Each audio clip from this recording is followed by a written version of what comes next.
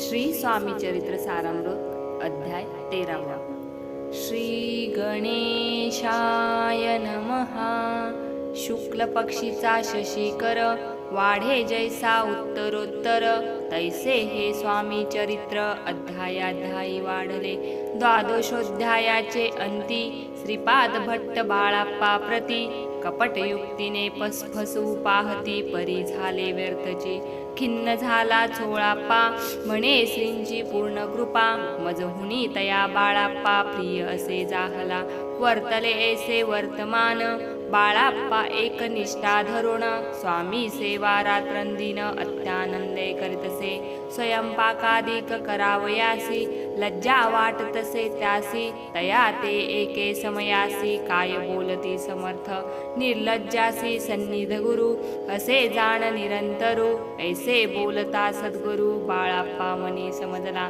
अनेक उपाये करून शुद्ध केले बाळाप्पाचे मन, स्वामी विने दैवत अन्य नसेची थोर या जगी. सेवेकऱ्या माझी वरिष्ठ सुंदराबाई होती तेथ, तिने सेवकऱ्यांसी नित्य त्रास द्यावा व्यर्थचे. नाना प्रकार बोलून करी सर्वांचा अपमान, परी बाळाप्पावरी पूर्ण विश्वास होता तियेचा. परी कोणे एके दिवशी मध्यरात्रीच्या समयासी लघु शंका लागता स्वामीसी बाळाप्पा ते उठविले. श्री ते धरोनिया करी घेऊनी गेले बाहेरी, पाहोनिया ऐशी परी बाई अंतरी कोपरी. म्हणे याने येऊन स्वामी केले आपणा अधीन, माझे गेले श्रेष्ठपण अपमान जाहला. तैपासुनी बाळाप्पासी त्रास देत अहर्निशी, गारहाणे सांगता समर्थांसी बाई ते शब्दे ताडिती. अक्कलकोटी श्री समर्थ प्रथमता ज्याचे घरी येत, तो चोळाप्पा विख्यात स्वामी भक्त जाहला. एक तप पर्यंत स्वामी सेवा तो करीत, तयासी द्रव्याशा बहुत असे सांप्रत लागली. दिवाळीचा सण येत राजमंदिरा माझी समर्थ, राहिले असता आनंदात वर्तमान वर्तले. कोण्या भक्ते समर्थांसी अर्पिले होते चंद्रहारासी, सणानिमित्त त्या दिवशी अंगावरी घालावा. राणीची ये मनात विचार येता त्वरित, सुंदराबाईसी बोलत चंद्रहार द्यावा की. सुंदराबाई बोलली तो आहे चोळाप्पा जवळी, ऐसे एकता त्या काळी जमादार पाठविला. गंगूलाल जमादार चोळाप्पा जवळी ए सत्वर, म्हणे द्यावाजी चंद्रहार राणी साहेब मागती.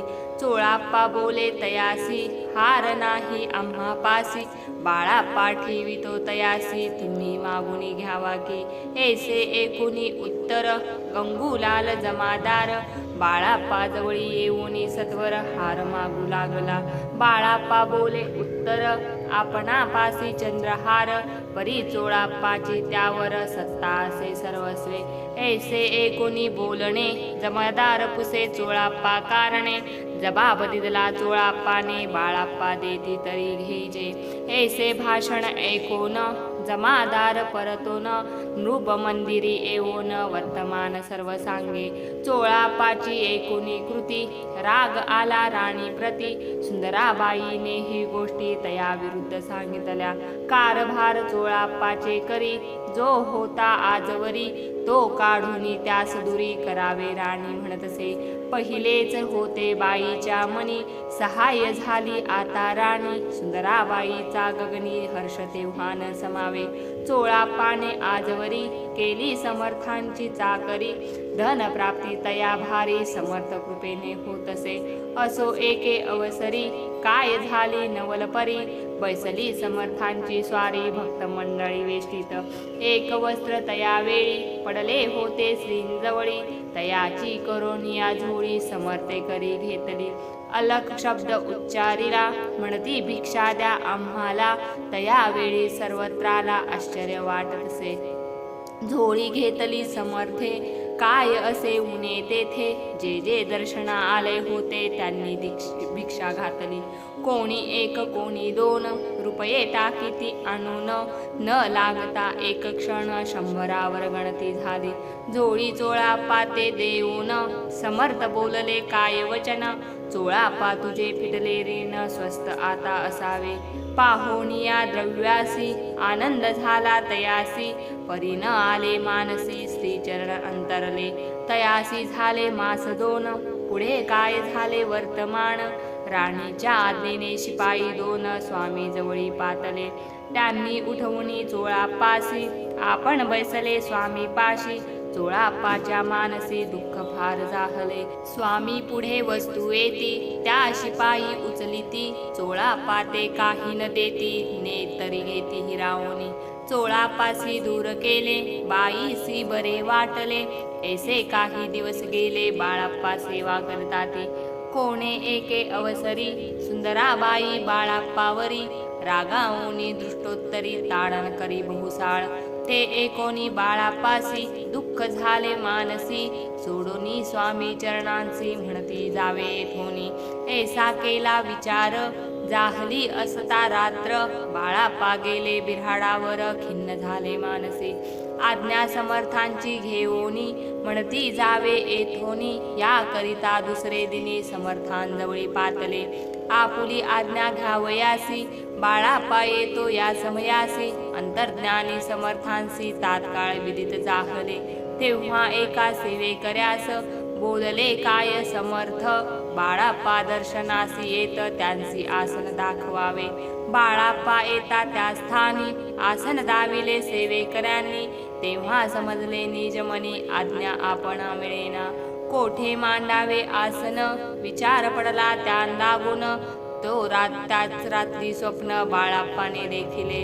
श्री मारुतीचे मंदिर स्वप्नी आले सुंदर. तेथे जाऊनी सत्वर आसन त्यांनी मांडिले. श्री स्वामी समर्थ या मंत्राचा जप करीत. एक वेळ दर्शना येत हिशेब ठेवीत जपाचा. काढूनी दिले बाळाप्पासी आनंद झाला बाईसी. गर्व भरेती कोणासी मानिनाशी जाहली. सुंदराबाईसी करावे दूर समर्थांचा झाला विचार. त्याप्रमाणे चमत्कार करोनिया दाविती. जे कोणी दर्शना येत त्यांची बाई द्रव्य मागत. धन धान्य साठवित ऐशा प्रकारे करोनी. बाईंची कृत्ये दरबारी विदित केली थोर थोरी. बाईने रहावे दुरी श्रीचरणापासूनी. परी राणीची प्रीती बाईवरी बहुत होती. या कारणे कोणाप्रती धैर्य काही होईना. अक्कलकोटी त्या अवसरी माधवराव बर्वे कारभारी. तयांसी हुकुम झाला सत्वरी बाईसी दूर करावे. परी राणीसी भिवोणी तैसे न केले तयांनी. समर्थ दर्शनासी एके दिनी कारभारी पातले. तयांसी बोलती समर्थ कैसा करिता कारभार. ऐसे कोणिया उत्तर बर्वे मनी समजले. मग त्यांनी त्याच दिवशी पाठविले फौजदारासी. कैद करून या बाईसी आणावे म्हणती सत्वर. आज्ञेप्रमाणे सत्वर बाईसी बांधी फौजदार. बाई करी शोक फार घेत उर बुडवणी. फौजदारासी समर्थ काही एक न बोलत. कारकिर्दीचा अंत ऐसा झाला बाईच्या. स्वामीची या सेवेकरिता सरकारातून तत्वता. पंचनेमुनी व्यवस्था केली असे नूपराये. मग सेवा करावयासी घेऊनी गेले बाळाप्पासी. म्हणती देऊ तुम्हासी पगार सरकारातून. बाळाप्पा बोलले तयांसी द्रव्याशा नाही आम्हासी. आम्ही निर्लोभ मानसी स्वामी सेवा करू की. बाळाप्पाचा जप होता पूर्ण एका भक्तास सांगून. करविले श्रींनी उद्यापन हिशेब जपाचा घेतला. बाळाप्पांनी चाकरी एक तप सरासरी केली उत्तम प्रकारे. समर्था ते प्रिय झाले. अक्कलकोट नगरात अद्यापि बाळाप्पा राहात. श्री पादुकांची पूजा करीत निराहार राहुनी. जे जे झाले स्वामी भक्त त्यात बाळाप्पा श्रेष्ठ. तयांवरी श्री समर्थ करीत होते प्रेम बहु. ऐसे बाळाप्पाचे चरित्र वर्णिले असे संकलित. स्वामी चरित्र सारामृत चरित्र सार घेतले. दृढ निश्चय आणि भक्ती तैसी सद्गुरुचरणी आसक्ती. तेने येत मोक्ष हाती अन्य साधेची व्यर्थची. दृढ निश्चयाचे उदाहरण हे चरित्र असे पूर्ण. श्रोती होऊनी सावधान श्रवणी आदर धरावा.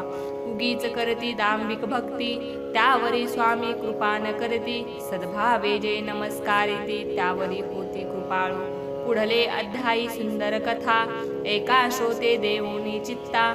जेणे निवारे सर्व व्यथा पापराशी दग्ध होती. अक्कलकोट निवासिया जय जयाजी स्वामी राया. रात्रंदिन तुझ्या पाया विष्णू शंकर वंदिती. इति श्री स्वामी चरित्र सारामृत नाना प्राकृत कथा संमत. सदा भक्त परिसोत त्रयोदशाध्याय गूढः. इति स्वामी चरित्र सारामृत त्रयोदशाध्याय. श्री स्वामी चरणार्पणमस्तु. शुभं भवतु.